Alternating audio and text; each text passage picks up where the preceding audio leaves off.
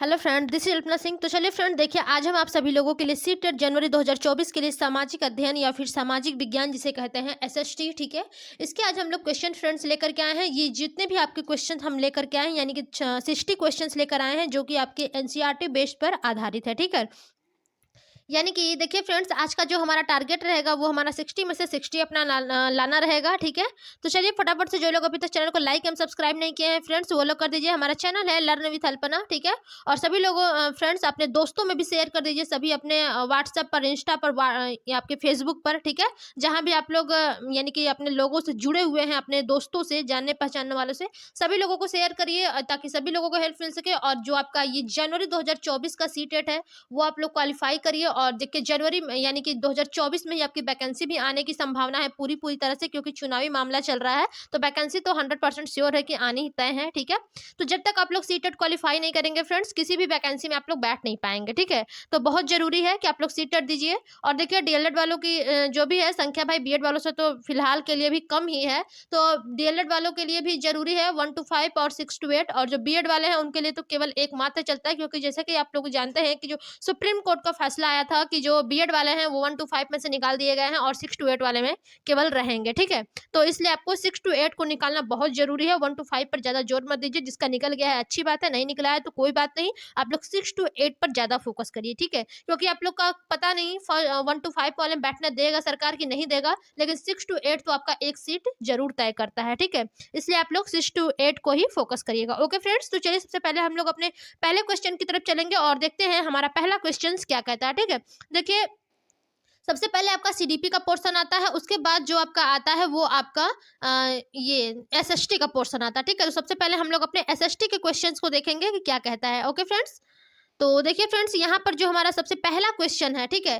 Question है कि पृथ्वी की सबसे आंतरिक परत मुख्यतः बनी है, ठीक है। यानी कि जो पृथ्वी की सबसे आंतरिक परत है वो किससे बनी हुई है। पहला ऑप्शन है सिलिका एवं लोहे से, दूसरा है निकिल एवं लोहे से, तीसरा है निकिल एवं एल्यूमिनियम से, तीसरा है सिलिका एवं एल्यूमिनियम से, ठीक है। तो यहाँ पर देखिए फ्रेंड जो सबसे करेक्ट ऑप्शन होगा वो आपका निकिल एवं लोहे से होगा, ठीक है। देखिए जो पृथ्वी की आंतरिक यानी कि सबसे आंतरिक जो भाग है उसे क्या कहा जाता है फ्रेंड्स, क्रोड कहा जाता है, ठीक है। और जो क्रोड के आंतरिक भाग का निर्माण हुआ है फ्रेंड्स वो नीफे से होता है। यानी कि नीफे का मतलब नीफे का अर्थ होता है निकेल, ठीक है। और फी का अर्थ होता है लोहा, ठीक है। और इसके देखिए जो आंतरिक भाग है फ्रेंड्स, इसके कुछ सिलिकन की भी मात्रा इसमें पाई जाती है, ठीक है। तो यहाँ पर जो राइट ऑप्शन बनेगा फ्रेंड्स, ऑप्शन नंबर आपका सेकेंड बिल्कुल करेक्ट हो जाएगा, निकिल एवं लोहा, ठीक है। चलिए अगले क्वेश्चन की ओर चलेंगे और देखते हैं अगला क्वेश्चन क्या कहता है। ओके, क्वेश्चन है आपका कि निम्नलिखित में से कौन सा एक केवल तटीय क्षेत्रों में अत्यधिक विनाश कर सकता है। यानी कि निम्नलिखित में से कौन सा, यानी कि 4 ऑप्शन दिए गए हैं, आपको बताना है कि कौन सा केवल तटीय क्षेत्रों में अत्यधिक विनाश कर सकता है। सुनामी, भूकंप, ज्वालामुखी, ज्वार भाटा। तो बताइए फ्रेंड्स कि जो आपके तटीय क्षेत्रों में अत्यधिक यानी कि विनाश कर सकता है, जो तट वाले क्षेत्र हैं, ठीक है। तो इसमें से आपका राइट ऑप्शन क्या होगा। तो यहाँ पर आपका देखिए सुनामी है, यही आपका होगा। देखिए फ्रेंड जो तटीय क्षेत्रों में सुनामी होती है, ठीक है, इसके द्वारा अत्यधिक यानी कि अधिक विनाश किया जाता है। देखिए जब सुनामी जापान जो सुनामी शब्द है, ठीक है, वो जापान भाषा का शब्द है, जिसका अर्थ होता है फ्रेंड्स तट पर आती समुद्री लहरें। यानी कि जो तट पर आती हुई समुद्री लहरें हैं, ठीक है, उसी को हम लोग सुनामी कहते हैं, ठीक है। तो चलिए यहाँ पर फर्स्ट ऑप्शन देखिए आपका ऑप्शन नंबर फर्स्ट होगा बिल्कुल करेक्ट। चलिए अगले क्वेश्चन की ओर चलेंगे और देखते हैं अगला क्वेश्चन क्या कहता है, ठीक है। क्वेश्चन है कि निम्नलिखित में से किस एक को जीवाश्म ईंधन नहीं माना गया है, ठीक है। यानी कि किस एक को जीवाश्म ईंधन नहीं माना गया है। पेट्रोलियम को, कोयला को, प्राकृतिक गैस को, जलाऊं लकड़ी को, ठीक है। तो आपको बताना है जो जीवाश्म ईंधन है, ठीक है, उसको नहीं माना गया है। तो यहाँ पर देखिए फ्रेंड जो सबसे करेक्ट ऑप्शन होगा वो आपका जलाऊं लकड़ी होगा, ठीक है। देखिए जो जलाऊं लकड़ी है फ्रेंड्स ये जीवाश्म ईंधन नहीं है, ठीक है। जो जलाऊं लकड़ी है वो लकड़ी को जलाकर प्राप्त किया जाता है। ओके फ्रेंड्स, और देखिए जो जीवाश्म ईंधन होता है फ्रेंड्स वो एक प्रकार का कई वर्षों पहले बना प्राकृतिक ईंधन है ये, ठीक है। और यह करोड़ों वर्ष पहले पृथ्वी के अंदर जीव जंतुओं, पेड़ पौधों के दबने से पृथ्वी के अंदर उच्च ताप एवं दाब से हुआ है ये, ठीक है। और देखिए ये जो ईंधन है फ्रेंड्स पेट्रोलियम है, कोयला है एवं प्राकृतिक गैस के रूप में होते हैं जो अवसादी चट्टानों में पाए जाते हैं, ठीक है। यानी कि ये सब कहाँ पाए जाते हैं फ्रेंड्स, पेट्रोलियम, कोयला, प्राकृतिक गैस, तो ये सब आपके अवसादी 1 मिनट ठीक है, अवसादी चट्टानों में पाए जाते हैं। ओके, तो चलिए यहाँ पर देखिए फोर्थ ऑप्शन जो होगा वो बिल्कुल करेक्ट होगा। ओके फ्रेंड्स, चलिए अगले क्वेश्चन की ओर चलेंगे और देखते हैं हमारा अगला क्वेश्चन क्या कहता है। ठीक है, क्वेश्चन थोड़े से लॉन्ग है तो इसको हम लोग छोटा कर लेंगे ताकि जो हमारे स्क्रीन है इस पे पूरी तरीके से क्वेश्चन जो है वो हमारा आ जाए। ठीक है, देखिए क्वेश्चन है कि 21 मार्च और 23 सितंबर को पूरी पृथ्वी पर दिन और रात बराबर होते हैं, इसका कारण है। ठीक है, यानी कि 21 मार्च और 21 सितंबर को पूरी पृथ्वी, ठीक है, पृथ्वी पर दिन और रात दोनों बराबर होते हैं, यानी कि दिन भी एक बराबर होता है, ठीक है, और रात भी एक बराबर होता है 21 मार्च और 23 सितंबर को। इसका क्या कारण है? पहला ऑप्शन है सूर्य की किरणें विषुवत वृत्त पर सीधी पड़ती हैं और इस स्थिति में कोई भी ध्रुव सूर्य की ओर झुका नहीं होता है। दूसरा ऑप्शन है सूर्य की किरणें मकर रेखा पर सीधी पड़ती हैं और इस स्थिति में कोई भी ध्रुव सूर्य की ओर नहीं होता है। ठीक है, और तीसरा ऑप्शन है कि सूर्य की किरणें कर्क रेखा पर सीधी पड़ती है और इस स्थिति में एक ध्रुव का झुकाव सूर्य की ओर होता है। और फोर्थ ऑप्शन और लास्ट है कि सूर्य की किरणें विषुवत वृत्त पर सीधी पड़ती हैं और इस स्थिति में एक ध्रुव का झुकाव सूर्य की ओर होता है। तो देखिए फ्रेंड, जब आपसे बात की जाती है 21 मार्च और 23 सितंबर को कि पूरी पृथ्वी पर जो दिन है और रात है, ठीक है, दोनों बराबर होते हैं, तो इसका जो मुख्य कारण होता है फ्रेंड्स वो ये होता है कि जो सूर्य की किरणें हैं वो विषुवत वृत्त पर सीधी पड़ती है और इस स्थिति में कोई भी ध्रुव सूर्य की ओर झुकी नहीं रहती है, इसलिए जो 21 मार्च और 23 सितंबर का दिन और रात होता है दोनों एक बराबर होता है पृथ्वी पर। ठीक है, तो यानी कि जो फर्स्ट ऑप्शन होगा फ्रेंड्स वो आपका बिल्कुल करेक्ट होगा। ठीक है, चलिए अगले क्वेश्चन की ओर चलेंगे और देखते हैं हमारा अगला क्वेश्चन क्या कहता है। ठीक है, देखिए अगला क्वेश्चन है कि किसी भूकंप के दौरान रिक्टर स्केल की तीव्रता पर वस्तुएं गिरने लगती, यानी कि यानी जो भूकंप होता है, ठीक है, उसके दौरान जो रिक्टर स्केल के जो किस तीव्रता है, यानी कि कितनी तीव्रता पर जो वस्तुएं हैं वो गिरने लगती हैं, 6.0 या फिर उससे अधिक, 5.0 से अधिक, 7.2 से अधिक, 4.2 से अधिक। तो देखिए फ्रेंड्स, जब आपकी जो वस्तुएं गिरने लगती हैं तो वो आपका 6.0 या फिर उससे अधिक रिक्टर स्केल की तीव्रता जो है, ठीक है, उस पर वस्तुएं गिरने लगती हैं। ठीक है, तो जो राइट ऑप्शन बनेगा फ्रेंड्स वो आपका ऑप्शन नंबर फर्स्ट होगा, बिल्कुल करेक्ट। ओके, चलिए यहाँ पर देखिए 6.0 है या फिर उससे अधिक, जब इतने यानी कि जो रिक्टर स्केल है जिससे कि आपकी भूकंप की तीव्रता मापी जाती है, ठीक है, यानी कि जब 6.0 या फिर इससे अधिक आपकी तीव्रता होती है भूकंप की, ठीक है, तो उस पर आपकी वस्तुएं जो है वो गिरने लगती है। ठीक है, ध्यान दीजिएगा, मोस्ट इंपॉर्टेंट क्वेश्चन है, बहुत बार क्वेश्चन पेपर में आए हुए हैं। ठीक है, और ये आपके प्रीवियस ईयर क्वेश्चन पेपर में भी आए हैं 2015 के। ठीक है, तो चलिए फ्रेंड्स अब हम अपने अगले क्वेश्चन की ओर चलेंगे और देखते हैं अगला क्वेश्चन क्या कहता है। ठीक है, क्वेश्चन है कि निम्नलिखित में से कौन से एक आकृति नदी के निक्षेपण कार्य का परिणाम है। ठीक है, यानी कि कौन सी एक आकृति नदी के निक्षेपण कार्य का परिणाम है?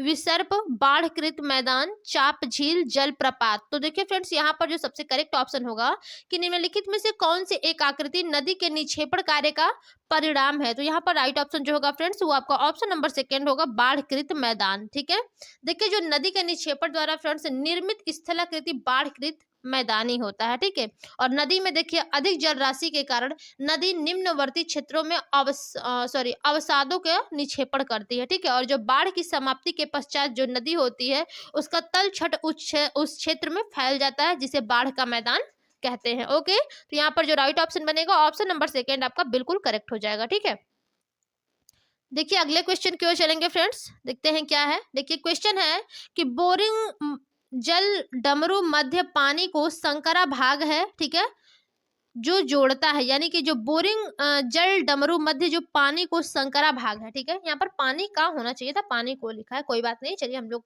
अपने से कर लेंगे। ठीक है, तो जो संकरा भाग है वो किसको जोड़ता है? प्रशांत महासागर और अटलांटिक महासागर, अटलांटिक महासागर और हिंद महासागर, आर्कटिक महासागर और प्रशांत महासागर, और फोर्थ ऑप्शन है हिंद महासागर और प्रशांत महासागर। तो देखिए फ्रेंड, जो बोरिंग जल डमरू मध्य है, ठीक है, ये पानी का एक संकरा भाग है, तो ये किसे जोड़ता है? बोरिंग जल डमरू मध्य। ठीक है, तो यहाँ पर देखिए फ्रेंड, जो आपका आर्कटिक महासागर और प्रशांत महासागर है, ठीक है, इसी को बोरिंग जल डमरू मध्य उत्तर पूर्वी एशिया एवं उत्तर पश्चिमी उत्तर अमेरिका की अलग करने वाली एक खाड़ी है। यह जल डमरू मध्य प्रशांत महासागर या जिसे हम लोग बोरिंग सागर कहते हैं, ठीक है, इसको आर्कटिक महासागर से जोड़ता है। ठीक है, तो यहाँ पर जो राइट ऑप्शन बनेगा फ्रेंड्स ऑप्शन नंबर आपका थर्ड बिल्कुल करेक्ट हो जाएगा। ओके, चलिए अगले क्वेश्चन की ओर चलते हैं और देखते हैं अगला क्वेश्चन क्या है हमारा। क्वेश्चन है फ्रेंड्स कि विशेष रूप से निर्मित तालाबों और पोखरों में मत्स्य पालन को कहा जाता है, ठीक है, यानी कि जो विशेष रूप से निर्मित तालाब और पोखरों में मत्स्य पालन, ठीक है, इसको क्या कहा जाता है? Pisciculture, viticulture, horticulture, sericulture. तो देखिए फ्रेंड, जब मत्स्य पालन की बात आती है तो इसे पिसीकल्चर कहा जाता है, ठीक है, पिसीकल्चर कहा जाता है। तो यहाँ पर राइट ऑप्शन आपका फर्स्ट हो जाएगा। देखिए फ्रेंड्स, जो अंगूर की खेती होती है उसे विटीकल्चर कहा जाता है, यानी कि विरीकल्चर कहिए या फिर विटीकल्चर, ठीक है। और जो देखिए फलों की बागवानी यानी कि जो खेती होती है उसे हार्टिकल्चर कहा जाता है, और जो रेशम कीट उत्पादन होता है उसे हम लोग सेरीकल्चर कहते हैं, ठीक है। तो आप लोग ध्यान दीजिएगा, विटीकल्चर अंगूर की खेती को, हार्टिकल्चर जो होता है वो फलों की बागवानी को, और जो रेशम कीट उत्पादन होता है उसे सेरीकल्चर बोलते हैं, और जो मत्स्य पालन होता है फ्रेंड्स उसे पीसीकल्चर बोलते हैं, ठीक है। तो जो राइट ऑप्शन यहाँ पर बनेगा फ्रेंड्स, मत्स्य पालन हमसे पूछा है तो हमारा जो राइट ऑप्शन होगा वो आपका पीसीकल्चर यानी कि ऑप्शन नंबर फर्स्ट यहाँ पर बिल्कुल करेक्ट होगा। ओके, चलिए अगले क्वेश्चन की ओर चलते हैं और देखते हैं क्वेश्चंस क्या है। देखिए क्वेश्चन है कि निम्नलिखित में से घास भूमियों में से कौन सी अमेरिकी मूल निवासियों का निवास स्थल है, ठीक है। निम्नलिखित में से घास भूमियों में से कौन सी अमेरिकी मूल निवासियों का निवास स्थल है? पहला ऑप्शन है आपका स्टेपी, दूसरा है प्रेयरीज, तीसरा है पंपास और चौथा है आपका वेल्डस, ठीक है, वेल्स। तो यहाँ पर देखिए फ्रेंड्स, जो आपकी प्रेयरीज होती है, ठीक है, यानी कि इसका ऑप्शन यही होना चाहिए। जो प्रेयरीज घास का मैदान होता है फ्रेंड्स, ये देखिए शीतोष्ण कटिबंधीय घास का मैदान है, ठीक है। ये आपके संपूर्ण उत्तर अमेरिका महाद्वीप यानी कि कनाडा, संयुक्त राज्य अमेरिका तथा मैक्सिको में, ठीक है, विस्तृत है ये, ठीक है। और देखिए जो पंपास होता है, पंपास घास, ये अर्जेंटीना, मध्य दक्षिणी अमेरिका में, स्टेपी यूरोप में तथा वेल्डस और दक्षिणी अफ्रीका में पाई जाती है, ठीक है। तो यहाँ पर देखिए बात की जा रही है आपके मूल निवासियों का निवास स्थान है आपकी घास भूमियों में से, ठीक है। तो ये आपका जो प्रेयरी है यही आपके अमेरिका के मूल निवासियों का निवास स्थान है, ठीक है। तो राइट ऑप्शन आपका सेकेंड होगा, बिल्कुल करेक्ट। ओके, चलिए अगले क्वेश्चन की ओर चलेंगे और देखते हैं हमारा अगला क्वेश्चन क्या कहता है। ओके फ्रेंड्स,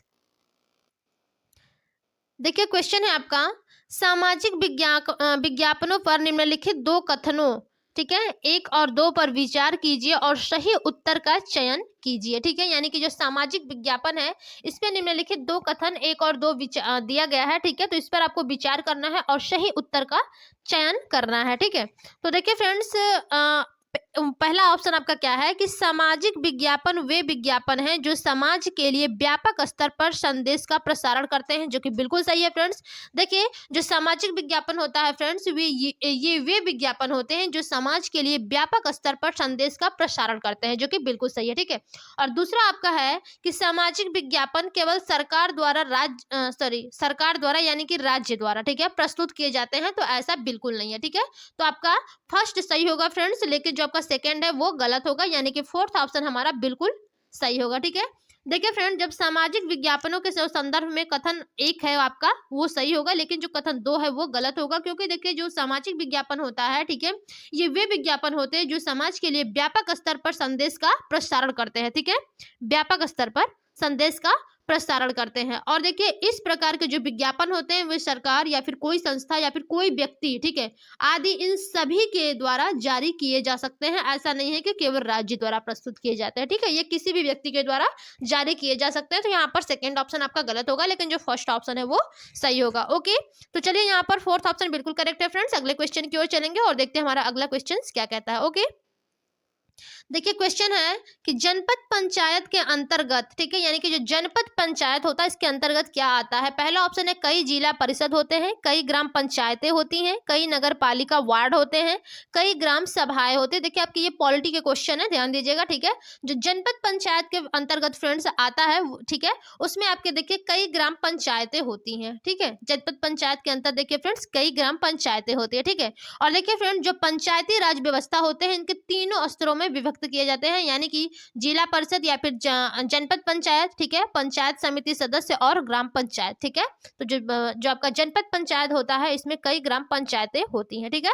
राइट ऑप्शन जो होगा ऑप्शन नंबर आपका सेकंड होगा, बिल्कुल करेक्ट। ओके, चलिए अगले क्वेश्चन की ओर चलेंगे फ्रेंड्स और देखते हैं हमारा अगला क्वेश्चन क्या कहता है, ठीक है। देखिए क्वेश्चन है कि अपने अक्षीय समतल पर पृथ्वी के अक्ष का झुकाव, ठीक है, यानी कि आनित कोण क्या है, यानी कि जो अपनी कक्षीय समतल पर पृथ्वी के अक्ष का जो झुकाव है वो कितने डिग्री का कोण है, 23.5 डिग्री का, 90 डिग्री का, 45 डिग्री का, या फिर 66.5 डिग्री का। ठीक है, तो यहाँ पर देखिए फ्रेंड, जब अपने कक्षीय समतल पृथ्वी का जो झुकाव है, ठीक है, उस पर आपका 66.5 डिग्री का कोण बनता है। ठीक है, यहाँ पर देखिए फ्रेंड, जो सबसे करेक्ट ऑप्शन होगा वो आपका ऑप्शन नंबर आपका 4 ही बिल्कुल करेक्ट होगा। ओके, चलिए अगले क्वेश्चन की ओर चलेंगे और देखते हैं क्वेश्चंस क्या कहता है। ठीक है, क्वेश्चन है कि निम्नलिखित में से मानचित्रों का कौन सा एक घटक नहीं है। ठीक है, आपको बताना है मानचित्र का एक घटक नहीं है। आकार, दिशा, प्रतीक, दूरी। ठीक है, तो देखिए जब आप मानचित्र की बात करते हैं फ्रेंड्स, तो उसका जो एक घटक नहीं है वो आपका दिशा होगा। ठीक है, यानी कि सॉरी, दिशा नहीं, आपका ये प्रतीक होगा। ठीक है, इसमें कोई प्रतीक नहीं होता है। ठीक है, देखिए जो मानचित्र का निर्माण होता है फ्रेंड्स, उसमें दिशा, दूरी, आकार, क्षेत्र, ठीक है, इन सभी का होना आवश्यक होता है, क्योंकि इसके बिना फ्रेंड्स आप किसी भी मानचित्र का निर्माण संभव नहीं हो सकता है। ठीक है, मानचित्र में प्रतीक के स्थान पर चिन्हों का प्रयोग किया जाता है। ठीक है, इसके स्थान पर चिन्हों का प्रयोग किया जाता है। ठीक है, और प्रतीक न होने से मानचित्र का निर्माण नहीं किया जा सकता, ऐसा कुछ भी नहीं है। ठीक है, तो यहाँ पर राइट ऑप्शन जो होगा आपका ऑप्शन नंबर 3 ही बिल्कुल करेक्ट होगा। ओके फ्रेंड्स, चलिए अगले क्वेश्चन की ओर चलेंगे और देखते हैं अगला क्वेश्चन हमारा क्या कहता है। ठीक है, देखिए क्वेश्चन है आपका कि रोलेक्ट अधिनियम 1919 का विरोध किया गया था। ठीक है, जो रोलेक्ट अधिनियम 1919 है फ्रेंड्स, इसमें विरोध किया गया था। पहला ऑप्शन है इसने मुसलमानों के लिए पृथक निर्वाचन क्षेत्रों का अधिकार प्रदान किया था। दूसरा ऑप्शन है प्रांतों में द्वैध शासन लागू किया था। तीसरा ऑप्शन है इसने भारतीयों के हथियारों रखने पर रोक लगाई थी। और चौथा है इसने अभिव्यक्ति की स्वतंत्रता जैसे मौलिक अधिकारों पर लगाया तथा पुलिस को और अधिक अधिकार दिए गए थे। ठीक है, तो देखिए फ्रेंड, जो आपका रोलेक्ट अधिनियम 1919 का विरोध किया गया था, ठीक है, उसमें ये विरोध किया गया था। ठीक है, इसमें जो अभिव्यक्ति है, ठीक है, इसकी स्वतंत्रता जैसे मौलिक अधिकारों पर अंकुश लगाया गया था और पुलिस को और अधिक अधिकार इसमें दिए गए थे। ठीक है, तो यहाँ पर आपका जो राइट ऑप्शन होगा फ्रेंड्स, ऑप्शन नंबर आपका 4 बिल्कुल करेक्ट होगा। देखिए फ्रेंड, जो रोलेक्ट एक्ट है, ठीक है, ये आपका मार्च 1919 को लागू किया गया था। ठीक है, जिसे काला कानून भी कहा जाता है। आप लोग ध्यान दीजिएगा कि एक क्वेश्चन, एक नंबर का क्वेश्चन बन सकता है कि काला कानून किसे कहा जाता है, तो आपके जो रोलेक्ट अधिनियम 1919 है, इसी को काला कानून भी कहा जाता है। ठीक है, चलिए यहाँ पर 4th ऑप्शन आपका बिल्कुल करेक्ट होगा। आई होप आप लोगों को क्वेश्चन सारे समझ में आ रहे होंगे फ्रेंड्स। ठीक है, कल हमने आपके एसएसटी का क्लास नहीं लिया था, क्योंकि कल मेरा मंडे फास्ट था। ठीक है, तो कल मैं सीडीपी की क्लास में थक गई थी, तो इसलिए मैं अपना एसएसटी का क्लास नहीं लिया था, बट कोई बात नहीं, आज हम दोनों क्लास लेंगे। ठीक है, क्वेश्चन है कि 12 साम्राज्यों में सभा का सदस्य बनने के निम्नलिखित में से कौन सी एक शर्त नहीं थी। ठीक है, यानी कि जो चोल साम्राज्य है, ठीक है, इसमें सभा का सदस्य बनने के निम्नलिखित में से कौन सी एक शर्त नहीं थी। पहला ऑप्शन है उनकी आयु 25 से 70 वर्ष के बीच होनी चाहिए। दूसरा है उन्हें भूमि का स्वामी होना चाहिए जहां भू राजस्व वसूला जाता है। तीसरा ऑप्शन है उनके पास अपना घर होना चाहिए। और चौथा है उन्हें वेदों का ज्ञान होना चाहिए। तो देखिए फ्रेंड, जो आपके चोल साम्राज्य है, ठीक है, इनमें सदस्य बनने के निम्नलिखित में से कौन सी एक शर्त नहीं थी। जो नहीं थी फ्रेंड्स, उसमें आपका केवल ऑप्शन नंबर फर्स्ट है कि उनकी जो आयु है वो 25 से 70 वर्ष के बीच होनी चाहिए। केवल एक यही नहीं था, बाकी उन्हें भूमि का स्वामी होना चाहिए जहां भू राजस्व वसूला जाता हो, उनके पास अपना घर होना चाहिए और उन्हें वेदों का ज्ञान होना चाहिए। ये तीनों उनके अंदर होना चाहिए। जो केवल नहीं था, तो वो आपका राइट ऑप्शन आपका फर्स्ट होगा कि उनकी जो आयु है वो 25 से 70 वर्ष के बीच होनी चाहिए, वहीं एक नहीं था। ठीक है, इसमें देखिए जो आयु उनकी होनी चाहिए वो 35 से 70 होनी चाहिए। ठीक है, यहाँ पर 25 से 70 दिया है, तो ये आपका नहीं होगा। ठीक है, तो जो नहीं होगा वही सही होगा, क्योंकि हमसे पूछा ही नहीं है, तो राइट ऑप्शन जो होगा ऑप्शन नंबर आपका फर्स्ट ही बिल्कुल करेक्ट होगा। ओके फ्रेंड्स, चलिए अगले क्वेश्चन की ओर चलेंगे और देखते हैं क्या है। क्वेश्चन है कि बौद्ध धर्म में बोधिसत्व थे। ठीक है, बौद्ध धर्म में बोधिसत्व थे। पहला ऑप्शन है वे लोग जिन्होंने निर्वाण यानी कि प्रबोध प्राप्त किया। दूसरा है बुद्ध की प्रतिमाएं। तीसरा है चीनी बौद्ध तीर्थयात्री। और चौथा है बौद्ध विद्वान। ठीक है, तो आपको बताना है कि जो बौद्ध धर्म में बोधिसत्व थे, ठीक है, वो कौन थे। तो वे लोग थे जिन्होंने निर्वाण यानी कि प्रबोध प्राप्त किया था, यही बौद्ध धर्म में बोधिसत्व थे। ठीक है, चलिए यहाँ पर फर्स्ट ऑप्शन आपका बिल्कुल करेक्ट होगा फ्रेंड्स। अगले क्वेश्चन की ओर चलेंगे और देखते हैं अगला क्वेश्चन हमारा क्या कहता है। ठीक है, देखिए क्वेश्चन है कि गर्भगृह कुछ प्रारंभिक हिंदू मंदिरों का सबसे महत्वपूर्ण भाग था। ठीक है, जो गर्भगृह है वो कुछ प्रारंभिक हिंदू मंदिरों का सबसे महत्वपूर्ण भाग था। पहला स्थान है मंदिरों में वह स्थान जहां लोग एकत्रित हो सकते थे। ठीक है, यानी कि गर्भगृह जो है मंदिरों का वह स्थान जहां पर लोग एकत्रित हो सकते थे। दूसरा है वह स्थान जहां धार्मिक अनुष्ठान नहीं किए जाते थे। तीसरा है गुफाएं जिन्हें मूर्तियों तथा भित्ति चित्रों द्वारा पूरी तरह सजाया जाता था। और चौथा है वह स्थान जहां मुख्य देवी या देवता की मूर्ति को रखा जाता था। ठीक है, तो यहाँ पर देखिए फ्रेंड्स, जो गर्भगृह है, ठीक है, जो यहाँ 1 मिनट, ठीक है, देखिए जो गर्भगृह मंदिर स्थापत्य कला का शब्द है फ्रेंड्स, ठीक है, वो गर्भगृह का हिंदू मंदिर में विशेष स्थान है। ठीक है, यह मंदिर का देखिए आंतरिक भाग होता है। ठीक है, जहाँ देवी व देवताओं की मूर्तियां स्थापित की जाती हैं। ठीक है, और देखिए फ्रेंड, जो गर्भगृह होता है इसके ऊपर टावर नुमा रचना होती है जिसे शिखर कहते हैं। ठीक है, ध्यान दीजिएगा। मंदिर के गर्भगृह के चारों ओर परिक्रमा के लिए स्थान होता है जिसे प्रदक्षिणा पथ यानी कि प्रदक्षिणा पथ कहा जाता था। ठीक है, और मंदिर में सभा के लिए मंडप होता था जिसमें सामूहिक समारोह के दौरान लोग एकत्रित होते थे। ठीक है, तो यहाँ पर देखिए जो सबसे करेक्ट ऑप्शन होगा फ्रेंड्स, वहां पर आपका फोर्थ ऑप्शन होगा कि वह स्थान जहां पर मुख्य देवी देवता या मूर्ति को रखा जाता था वही मंदिर का गर्भगृह होता था। ठीक है, तो यहाँ पर फोर्थ ऑप्शन जो है वो आपका बिल्कुल करेक्ट होगा। ओके, चलिए अगले क्वेश्चन की ओर चलेंगे और देखते हैं अगला क्वेश्चन क्या कहता है। ठीक है, देखिए क्वेश्चन है फ्रेंड्स कि निम्नलिखित में से कौन सा एक उष्णकटिबंधीय घास स्थल है। ठीक है, जो उष्णकटिबंधीय घास स्थल है उसको आपको बताना है। ठीक है, पहला ऑप्शन है सवाना, दूसरा है पंपास, तीसरा है स्टेपी और चौथा है डाउन। तो देखिए फ्रेंड, जो उष्णकटिबंधीय घास स्थल है वो आपका ऑप्शन नंबर फर्स्ट है सवाना। ठीक है, देखिए जो सवाना है फ्रेंड्स वो उष्णकटिबंधीय घास स्थल है। ठीक है, और उष्णकटिबंधीय घास स्थल को अलग अलग देशों में अलग अलग नामों से जाना जाता है। देखिए जो सवाना है अफ्रीका में जाना जाता है, अफ्रीका में सवाना नाम से। ठीक है, जो ब्राजील है वहां पर कंपोस्ट नाम से, वेनेजुएला व कोलंबिया जो है वहां पर लानोस के नाम से जाना जाता है इसे। ठीक है, और इसी प्रकार देखिए जो शीतोष्ण कटिबंधीय घास स्थल है उनको भी अलग अलग नामों से जाना जाता है। ठीक है, जैसे प्रेयरी है देखिए, ठीक है, तो ये आपका यूएसए और कनाडा में जाना जाता है। डाउन्स है तो ऑस्ट्रेलिया में जाना जाता है। पंपास तो आपने आपको बताया है अर्जेंटीना में जाना जाता है। ठीक है, और जो वहां पर पंपास था वो आपका कहाँ पर ब्राजील में जाना जाता था, सॉरी कंपोज। ठीक है, वो ब्राजील में, और यहाँ पर जो पंपास है ये अर्जेंटीना में। और जो वेल्डस है फ्रेंड्स ये आपके दक्षिण अफ्रीका में, और जो स्टेपी है आपका एशिया, रूस, चीन, यूक्रेन में जाना जाता है। ठीक है, ये आपके शीतोष्ण कटिबंधीय घास स्थल है। ठीक है, ये सब आपके शीतोष्ण उष्ण कटिबंधीय घास स्थल है। ठीक है, और जो ये सवाना है फ्रेंड्स ये आपका उष्ण कटिबंधीय घास स्थल है। ठीक है, तो चलिए यहाँ पर जो राइट ऑप्शन बनेगा ऑप्शन नंबर आपका फर्स्ट होगा, ध्यान दीजिएगा। ठीक है, क्वेश्चन बहुत ही इंपॉर्टेंट है, ऐसे ही एक एक नंबर के क्वेश्चन आएंगे। आप लोग अगर ध्यान नहीं देंगे तो आप लोगों के क्वेश्चन गलत हो जाएंगे, मार्क्स अच्छे नहीं आएंगे। ठीक है, थोड़ा ध्यान दीजिएगा। चलिए अगले क्वेश्चन की ओर चलेंगे और देखते हैं अगला क्वेश्चन क्या है। क्वेश्चन है कि हैंगियोग्राफी संबंधित है। ठीक है, जो हैंगियोग्राफी है फ्रेंड्स ये किससे संबंधित है। पहला ऑप्शन है संत के जीवनी लेखन से, दूसरा है शासक के आत्मकथा लेखन से, तीसरा है संत के आत्मकथा लेखन से और चौथा है शासक के जीवनी लेखन से।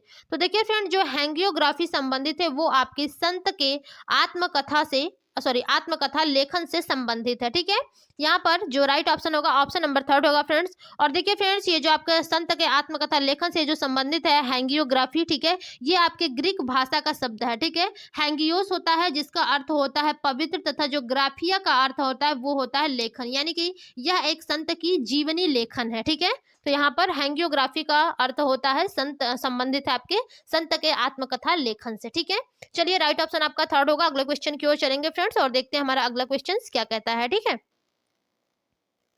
देखिए जो क्वेश्चन है फ्रेंड्स वो आपका है कि खाद्य सुरक्षा के विषय में निम्नलिखित दो कथनों ए और बी पर विचार कीजिए और सही उत्तर का चयन कीजिए। ठीक है, यानी कि खाद्य सुरक्षा के विषय में आपको 2 पॉइंट्स दिए गए हैं ए और बी। ठीक है, इन दोनों पर आपको विचार करना है और सही उत्तर को चयन करना है। ठीक है, सही उत्तर का। तो देखिए फ्रेंड्स, यहाँ पर पहला है कि कृषि के विकास का चरम लक्ष्य खाद्य सुरक्षा को बढ़ाना है, जो कि बिल्कुल करेक्ट है। ठीक है, जो कृषि होते हैं फ्रेंड्स, ठीक है, इनके विकास का जो चरम लक्ष्य होता है वो सोचते हैं कि जो खाद्य सुरक्षा खाद्य हैं, ठीक है, इनकी सुरक्षा को कैसे बढ़ाया जाए। तो बिल्कुल सही है फ्रेंड्स। और बी ऑप्शन है कि खाद्य सुरक्षा से अभिप्राय है प्राकृतिक आपदाओं के दौरान जब खाद्य सामग्री की कमी होती है तब सभी लोगों को खाद्य सामग्री उपलब्ध कराना। तो ये यहाँ पर इंपॉर्टेंट नहीं है, ठीक है। तो यहाँ पर देखिए फ्रेंड्स, ए सही होगा लेकिन आपका बी गलत होगा, ठीक है। तो जो राइट ऑप्शन बनेगा ऑप्शन नंबर 4 ही आपका बिल्कुल गलत होगा। ए सही है और बी गलत है, ठीक है। तो राइट ऑप्शन आपका ऑप्शन नंबर 4 ही बिल्कुल करेक्ट होगा। ओके, चलिए अगले क्वेश्चन की ओर चलेंगे और देखते हैं अगला क्वेश्चन क्या है, ठीक है। देखिए क्वेश्चन है फ्रेंड्स कि अहोम के विषय में निम्नलिखित में से कौन सा एक तथ्य सही नहीं है, ठीक है। ध्यान देना है आपको, सही नहीं वाला छांटना है, ठीक है। अहोम के बारे में पहला ऑप्शन है अहोम राज्य कुलों में विभाजित था जिन्हें पाइक कहा जाता था, ठीक है। अहोम राज्य कुलों में विभाजित था जिन्हें पाइक कहा जाता था। तो आप लोगों को बताना है जो नहीं है फ्रेंड्स, ठीक है। दूसरा है अहोम राज्य बेगार पर निर्भर था, जो कि बिल्कुल सही है। चौथा है अहोम समाज बहुत ही परिष्कृत था, यह भी आपकी बिल्कुल सही है। और चौथा है कि भूइयां लोगों की पुरानी राजनीतिक व्यवस्था का दमन करने अहोम राज्य की स्थापना की गई, जो कि बिल्कुल सही है। जो नहीं होगा फ्रेंड्स वो ऑप्शन नंबर आपका ए गलत है। फर्स्ट की जो अहोम राज्य है वो कुलों में विभाजित था जिन्हें पाइक कहा जाता था। तो देखिए फ्रेंड्स, ये कुलों में विभाजित तो था, इसे कुल संघ कहा जाता था, न कि पाइक कहा जाता था, ठीक है। इन्हें कुल संघ कहा जाता था। तो राइट ऑप्शन आपका फर्स्ट ही होगा क्योंकि यही गलत है, ठीक है। तो हमसे गलत वाला ही पूछा है, तो जो करेक्ट होगा वो आपका ऑप्शन नंबर फर्स्ट ही होगा, ठीक है। चलिए अगले क्वेश्चन की ओर चलेंगे और देखते हैं अगला क्वेश्चन क्या कहता है, ठीक है। क्वेश्चन है चाणक्य के अनेक विचार एक पुस्तक में लिखे गए हैं जिसे जाना जाता है, ठीक है। चाणक्य के अनेक विचार एक पुस्तक में लिखे गए हैं जिसे जाना जाता है, यानी कि जो चाणक्य के विचार है वो किस पुस्तक में लिखे गए हैं, अथर्ववेद में, अर्थशास्त्र में, यजुर्वेद में, धर्मशास्त्र में। तो यहाँ पर जो राइट ऑप्शन होगा फ्रेंड्स वो आपका अर्थशास्त्र होगा, क्योंकि अर्थशास्त्र के जो लेखक है वो आपके कौटिल्य है, यानी कि चाणक्य है, ठीक है। तो राइट ऑप्शन जो होगा वो आपका चाणक्य होगा, अरे सॉरी, आपका सेकेंड ऑप्शन बिल्कुल करेक्ट होगा, ठीक है। अगला क्वेश्चन है आपका, देखेंगे क्या है। देखिए यहाँ पर भी दो ऑप्शन दिए गए हैं, आपको ध्यान देना है फ्रेंड्स। 1 मिनट, थोड़े से क्वेश्चन को छोटा कर लेते हैं ताकि स्क्रीन पर जो हमारे क्वेश्चन है वो पूरी तरीके से आ जाए। क्वेश्चन लॉन्ग दिए गए हैं एसएसटी के, ठीक है। देखिए क्वेश्चन है कि पांडुलिपियों और अभिलेखों पर निम्नलिखित दो कथनों ए और बी पर विचार कीजिए और सही उत्तर का चयन कीजिए। यानी कि पांडुलिपियों और अभिलेखों पर दो आपके कथन दिए गए हैं ए और बी, ठीक है। उन दोनों पर आपको विचार करना है और सही उत्तर का चयन करना है। ओके फ्रेंड्स, तो चलिए सबसे पहले हम लोग अपने पहले कथन की ओर चलेंगे। ए देखिए क्या है कि पांडुलिपियां प्रायः ताड़पत्रों अथवा भुर्ज नामक वृक्ष की छाल से विशेष तरीके से तैयार भोजपत्र पर लिखी जाती थी, ठीक है, जो कि आपकी बिल्कुल सही है फ्रेंड्स, ठीक है। जो देखिए जो पांडुलिपि होती थी, ठीक है, ये आपके ताड़पत्रों यानी कि जो आपका भुर्ज नामक वृक्ष था उसकी छाल पर विशेष तरीके से भोजपत्र पर लिखी जाती थी, जो पांडुलिपि होती थी, ठीक है। और दूसरा ऑप्शन है अभिलेख पत्थर तथा धातु जैसी अपेक्षाकृत कठोर सतहों पर उत्कीर्ण किए जाते थे। तो ये भी आपका बिल्कुल सही है फ्रेंड्स। जो आपके अभिलेख होते थे पहले के जो राजाएं थे, ठीक है, वो अब जैसे कि जो मुस्लिम राजाओं थे, ठीक है, जैसे कि आपका अलाउद्दीन खिलजी हो गया, ठीक है, बहुत सारे ऐसे आपके हैं जिन्होंने अपने अभिलेख बनवाए पत्थर और धातु जैसी, ठीक है, अपेक्षाकृत यानी कि कठोर सतहों पर उत्कीर्ण किए जाते थे। तो देखिए इसका जो राइट ऑप्शन होगा फ्रेंड्स ऑप्शन नंबर फर्स्ट होगा। ए और बी दोनों ही सही है, ठीक है। अभिलेख भी देखिए जो ताड़पत्र होते हैं भुर्ज नामक वृक्ष की छाल से विशेष तरह से तैयार किए जाते हैं, भोजपत्र पर लिखी जाती थी, ठीक है। जो अभिलेख होते हैं फ्रेंड्स देखिए वो पत्थर धातु यानी कि सिक्कों, ठीक है, यानी कि जो कठोर सतह थे, ठीक है, उस पर उत्कीर्ण कराए जाते थे, ठीक है। तो जो राइट ऑप्शन बनेगा ऑप्शन नंबर आपका फर्स्ट ही बिल्कुल करेक्ट होगा। ओके, चलिए अगले क्वेश्चन की ओर चलेंगे और देखते हैं अगला क्वेश्चन क्या कहता है, ठीक है। देखिए अगला क्वेश्चन है फ्रेंड्स कि लगभग 2000 वर्ष पहले वाराणसी एक प्रसिद्ध शिल्प केंद्र था जहां श्रेणी थे बौद्ध मठ के धातु के सिक्के जिन पर आकृतियां बनाई जाती थीं। तीसरा है शिल्पकारों और व्यापारियों के संग। चौथा ऑप्शन है कृषि उत्पादन के लिए प्रयुक्त लोहे के हलों के फाल। तो देखिए फ्रेंड्स यहाँ पर जो क्वेश्चन पूछा गया है कि लगभग 2000 वर्ष पहले जो वाराणसी है, ठीक है, ये आपका शिल्प कला केंद्र था जहां श्रेणी थे आपके शिल्पकारों और व्यापारियों के संघ के, ठीक है। तो यहाँ पर जो राइट ऑप्शन होगा ऑप्शन नंबर आपका थर्ड ही बिल्कुल करेक्ट है। ओके, चलिए अगले क्वेश्चन की ओर चलेंगे और देखते हैं अगला क्वेश्चन क्या कहता है। ओके फ्रेंड्स, क्वेश्चन है औपनिवेशिक काल के दौरान भारत में ब्रिटिश काल के आने के साथ निम्नलिखित में से किस एक का चलन प्रारंभ हुआ? यानी कि जो औपनिवेशिक काल था उसके दौरान भारत में ब्रिटिश काल के आने के साथ निम्नलिखित में से किस एक का चलन प्रारंभ हुआ था? पहला ऑप्शन है भित्ति कला, दूसरा है लघु चित्र, तीसरा है तैल चित्र और चौथा है परिप्रेक्ष्य विधि। तो यहाँ पर देखिए फ्रेंड, जो सबसे करेक्ट ऑप्शन होगा वो आपका तैल चित्र होगा, क्योंकि देखिए फ्रेंड्स, जो आपकी औपनिवेशिक काल के दौरान जो भारत में ब्रिटिश काल के आने के साथ जो तैल चित्र था, ठीक है, इसका जो चलन है वही प्रारंभ हुआ था, ठीक है। और देखिए फ्रेंड, जो तैल चित्रण है, ठीक है, ये चित्र के उस अंकन का विधान का नाम है जिसमें तेल के घोंटे गए रंगों का प्रयोग होता था, ठीक है, यानी कि तेल के घोटे गए रंगों का प्रयोग होता था। और ये 19वीं सदी के पूर्वी यूरोप में इसका प्रयोग अधिक हुआ था, ठीक है। जो 19वीं सदी थी, पूर्वी यूरोप, ठीक है, इसमें इसका अधिक प्रयोग हुआ था। और भारत में इस प्रकार के चित्र त्रावणकोर के चित्रकार राजा कवि वर्मा ने बहुत बनाए हैं, ठीक है। राजा कवि वर्मा ने बहुत बनाए हैं इस प्रकार के चित्रकार, यानी कि त्रावणकोर के चित्रकार, ठीक है। तो यहाँ पर जो राइट ऑप्शन होगा फ्रेंड्स, ऑप्शन नंबर आपका थर्ड है, बिल्कुल करेक्ट हो जाएगा। ओके, चलिए अगले क्वेश्चन की ओर चलेंगे और देखेंगे क्वेश्चन क्या है, ठीक है। देखिए क्वेश्चन है कि लगभग 2000 वर्ष पूर्व निम्नलिखित में से कौन से शासक रेशम मार्ग पर नियंत्रण रखने के लिए सर्वाधिक प्रसिद्ध थे? तो देखिए फ्रेंड, जो रेशम मार्ग पर नियंत्रण रखने के लिए जो सर्वाधिक प्रसिद्ध थे वो कौन से शासक थे? कुषाण थे कि चोल थे या फिर पांड्य थे या फिर चेर थे? तो यहाँ पर जो राइट ऑप्शन बनेगा फ्रेंड्स, ये आपके कुषाण थे, ठीक है। देखिए जो लगभग 2000 वर्ष पूर्व जो कुषाण शासक था, ठीक है, ये रेशम मार्ग पर नियंत्रण रखने के लिए प्रसिद्ध था। और देखिए फ्रेंड, जो कुषाण काल में व्यापक शांति एवं सुरक्षा माहौल, उस टाइम शांति और सुरक्षा का माहौल था, ठीक है, जिस कारण से जो आपका वाणिज्य व्यापार है, ठीक है, इसको पनपने का अवसर मिला, ठीक है। और इसी समय देखिए फ्रेंड, जो मध्य एशिया से गुजरने वाला यह व्यापारिक मार्ग जो है वो चीन को पश्चिम के एशियाई भूभागों एवं रोमन साम्राज्य से जोड़ता है, जिसको सिल्क मार्ग अथवा रेशम मार्ग के नाम से जाना जाता है, ठीक है। तो यहाँ पर आपका राइट ऑप्शन जो होगा फ्रेंड्स, ऑप्शन नंबर फर्स्ट होगा कुषाण, ठीक है। चलिए अगले क्वेश्चन की ओर चलेंगे और देखते हैं अगला क्वेश्चन क्या कहता है, ठीक है। देखिए क्वेश्चन है कि दिल्ली के सुल्तानों के शासनकाल में निम्नलिखित में से कौन सी एक प्रशासनिक भाषा थी? यानी कि जो दिल्ली के सुल्तानों के शासनकाल में, ठीक है, निम्नलिखित में से कौन सी एक प्रशासनिक भाषा थी? फारसी, उर्दू, हिंदी, अरबी? तो यहाँ पर देखिए फ्रेंड, जो सबसे राइट ऑप्शन होगा वो आपका फारसी होगा, ठीक है। दिल्ली के सुल्तानों के शासनकाल में फारसी प्रशासनिक भाषा थी, ठीक है। और जो फारसी है, ठीक है, ये आपके दिल्ली सल्तनत की दरबारी भाषा थी। इस समय जो सभी प्रशासनिक कार्य का विवरण होता था फ्रेंड्स, वो फारसी भाषा में ही रखा जाता था, ठीक है। चलिए यहाँ पर फर्स्ट ऑप्शन बिल्कुल करेक्ट है। अगले क्वेश्चन की ओर चलते हैं, देखते हैं अगला क्वेश्चन क्या है, ठीक है। क्वेश्चन को थोड़ा सा छोटा कर लेंगे क्योंकि क्वेश्चन जो है हमारे वो काफी लॉन्ग दिए गए हैं, ठीक है। देखिए क्वेश्चन है फ्रेंड्स आपका कि सहायक संधि के अंतर्गत ईस्ट इंडिया कंपनी के राज्यों के भारतीय शासकों को बाध्य किया, ठीक है। यानी कि जो सहायक संधि है इसके अंतर्गत ईस्ट इंडिया कंपनी ने राज्यों के भारतीय शासकों को बाध्य किया। तो इसमें ऑप्शन देखेंगे क्या क्या है। पहला है कि वे अपनी स्वतंत्र सैनिक शक्ति, ठीक है, सैनिक शक्ति रखेंगे, कंपनी द्वारा सुरक्षा प्रदान नहीं होगी, परंतु फिर भी इसके रख रखाव का खर्चा उन्हें वहन करना होगा, ठीक है। सहायक संधि के अंतर्गत जो ईस्ट इंडिया कंपनी था, ठीक है, इसके राज्यों को बाध्य किया गया था। क्यों किया गया था इसके बारे में आपको बताना है। पहला ऑप्शन, दूसरा ऑप्शन है आपका कि उनकी कोई अपनी स्वतंत्र सैन्य शक्ति नहीं होगी, परंतु केवल कंपनी द्वारा सुरक्षा प्राप्त कर सकेंगे और इसके रखरखाव का खर्चा उन्हें वहन करना होगा। थर्ड ऑप्शन है वे अपनी स्वतंत्र सैनिक शक्ति नहीं रखेंगे, बिना किसी रखरखाव के खर्चे के वे कंपनी द्वारा सुरक्षा प्राप्त करेंगे। और चौथा लास्ट ऑप्शन है कि वे अपनी स्वतंत्र सैनिक शक्ति रखेंगे और साथ साथ उन्हें कंपनी द्वारा सुरक्षा दी जाएगी और इसके रखरखाव का खर्चा उन्हें वहन करना होगा, ठीक है।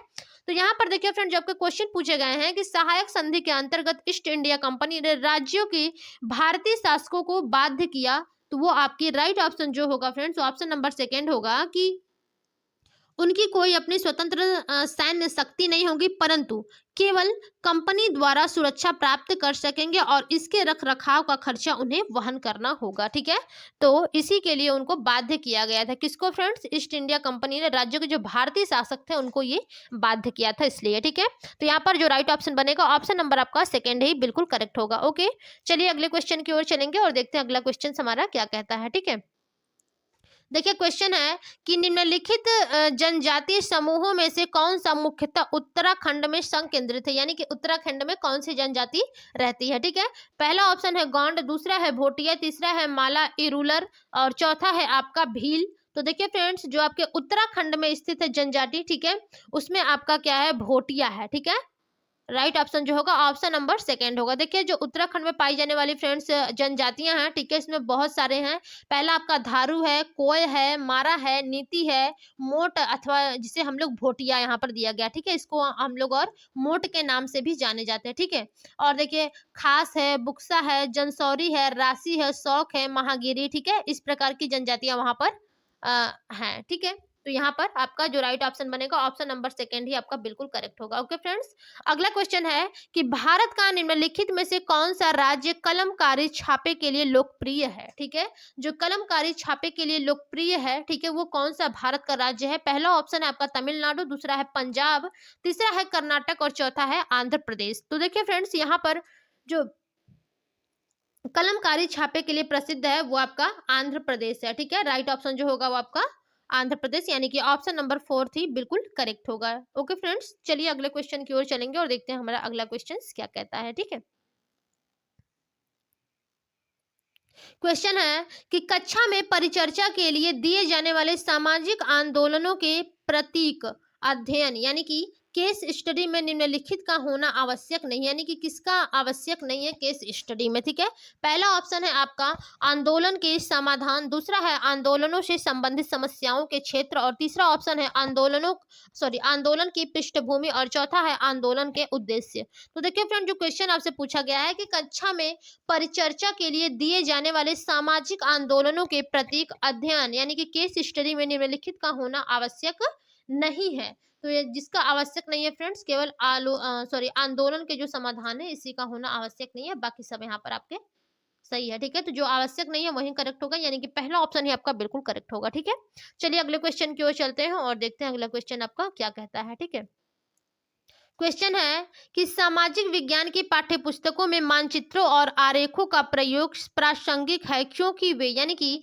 जो सामाजिक विज्ञान की पाठ्यपुस्तक है इसमें मानचित्र और आरेखों का प्रयोग प्रासंगिक है क्योंकि पहला ऑप्शन है अवधारणा में नए आयाम को जोड़ते हैं, दूसरा ऑप्शन है अवधारणा को स्पष्ट करते हैं, तीसरा है विशेषज्ञों द्वारा बनाए जाते हैं और चौथा ऑप्शन है पाठ्यपुस्तकों को आकर्षक बनाते हैं। ठीक है, तो यहाँ पर देखिए फ्रेंड, जो सबसे करेक्ट ऑप्शन होगा कि जो सामाजिक विज्ञान की पाठ्यपुस्तकों में मानचित्रों और आरेखों का प्रयोग प्रासंगिक है क्योंकि वे अवधारणा को स्पष्ट करते हैं। ठीक है, यानी कि जो हमारे कॉन्सेप्ट होते हैं उसको ये स्पष्ट कर देते हैं। कौन फ्रेंड्स, मानचित्र और आरेख। ठीक है, तो यहाँ पर जो राइट ऑप्शन बनेगा ऑप्शन नंबर आपका सेकेंड ही बिल्कुल करेक्ट हो जाएगा। ठीक है, चलिए फ्रेंड्स अगले क्वेश्चन की ओर चलते हैं और देखते हैं हमारा अगला क्वेश्चन क्या कहता है। ठीक है, देखिए क्वेश्चन है कि सामाजिक विज्ञान शिक्षण का आधार पत्र किस पर बल देता है। ठीक है, जो सामाजिक विज्ञान शिक्षण का आधार पत्र है वो किस पर बल देता है। पहला ऑप्शन है विभिन्न मतों का सम्मान करना तथा विचारों व अभ्यासों का परीक्षण करना, दूसरा ऑप्शन है आपका याद करने को प्रोत्साहित करना। ठीक है, देखिए याद करने को तो होगा नहीं क्योंकि यहाँ पर रट्टाफिकेशन आपका बिल्कुल नहीं होगा, तीसरा है सामाजिक पदानुक्रमों को स्वीकार करना और चौथा ऑप्शन है पाठ्यपुस्तकों का प्रयोग अधिक करना। तो ये भी नहीं होगा, ना ही आपके सामाजिक पदानुक्रमों को स्वीकार करने से होगा। ठीक है, जब आप सामाजिक विज्ञान शिक्षण का आधार पत्र यानी कि किस पर बल देता है, वो सबसे ज्यादा फ्रेंड्स वो विभिन्न मतों का सम्मान करना तथा विचारों व अभ्यासों का परीक्षण करने पर बल देता है। ठीक है, यानी कि जो राइट ऑप्शन होगा ऑप्शन नंबर आपका फर्स्ट ही बिल्कुल करेक्ट होगा। ठीक है, चलिए अगले क्वेश्चन की ओर चलेंगे और एक क्वेश्चन फ्रेंड्स और हम लोग करेंगे। ठीक है, हमारे क्लास जो है वो काफी लंबे हो जाते हैं, तो हम नहीं चाहते हमारे क्लास जो है वो लंबे हो। ठीक है, अगली क्लास में बाकी के हम लोग क्वेश्चन डिस्कस करेंगे। ठीक है, देखिए क्वेश्चन है कि उच्च प्राथमिक स्तर पर सामाजिक विज्ञान में शामिल है। ठीक है, यानी कि जो उच्च प्राथमिक स्तर है इसमें सामाजिक विज्ञान में शामिल है। पहला ऑप्शन है भूगोल, इतिहास, राजनीतिक विज्ञान तथा अर्थशास्त्र, दूसरा ऑप्शन है इतिहास, भूगोल, अर्थशास्त्र और पर्यावरण विज्ञान, तीसरा ऑप्शन है राजनीतिक विज्ञान, भूगोल, इतिहास तथा समाजशास्त्र और चौथा है इतिहास, भूगोल, राजनीतिक विज्ञान और पर्यावरण विज्ञान। तो देखिए यहाँ पर जो सबसे करेक्ट ऑप्शन होगा फ्रेंड्स इसका कि जो उच्च प्राथमिक स्तर पर जो सामाजिक विज्ञान में शामिल है उसमें आपका भूगोल, इतिहास, राजनीतिक विज्ञान और अर्थशास्त्र, ठीक है, यही आपके शामिल है। ओके, यानी कि राइट ऑप्शन जो होगा ऑप्शन नंबर फर्स्ट ही बिल्कुल करेक्ट होगा। ठीक है, चलिए आज के हम लोग लास्ट क्वेश्चन को देखेंगे फ्रेंड्स। ठीक है, और पेडागोजी के क्वेश्चन जो है वो हम लोग अगले क्लास में करेंगे। ठीक है, लास्ट क्वेश्चन आज का हमारा है कि मान लीजिए सामाजिक विज्ञान की प्रस्तावित पाठ्यपुस्तक विद्यार्थियों के लिए कठिन है, आप क्या करेंगे। ठीक है, यानी कि मान लीजिए आप फॉर एग्जांपल कि जो सामाजिक विज्ञान की प्रस्तावित पाठ्यपुस्तक है ये विद्यार्थियों के लिए कठिन है, तो आप क्या करेंगे। पहला ऑप्शन है विभिन्न प्रकार की पूरक सामग्रियां प्रदान करेंगे, दूसरा है एक अच्छा मनोरंजन प्रस्तुत करने में, तीसरा ऑप्शन है इतिहास को कल्पित कक्षा के रूप में चित्रित करने में, और चौथा है कि एक विशेष सामाजिक संरचना के विभिन्न आयामों का सजीव चित्रण करने में। तो देखिए यहाँ पर जब से पूछा गया है क्वेश्चन कि मान लीजिए सामाजिक विज्ञान की प्रस्तावित पाठ्यपुस्तक विद्यार्थियों के लिए कठिन है, तो आप क्या करेंगे। ठीक है, तो यहाँ पर फ्रेंड्स आप विभिन्न प्रकार की पूरक सामग्रियां प्रदान करेंगे जिससे कि जो विद्यार्थी हैं उनको कठिनाइयों का सामना ना करना पड़े। ठीक है, तो आप विभिन्न प्रकार के पूरक सामग्री जो है उसको प्रदान करेंगे। ठीक है, तो जो राइट ऑप्शन बनेगा फ्रेंड्स, ऑप्शन नंबर आपका फर्स्ट ही बिल्कुल करेक्ट होगा। ठीक है, तो चलिए फ्रेंड्स आज की क्लास में बस इतना ही, मिलेंगे अपने अगली क्लास में, तब तक के लिए धन्यवाद, बाय बाय। ठीक है।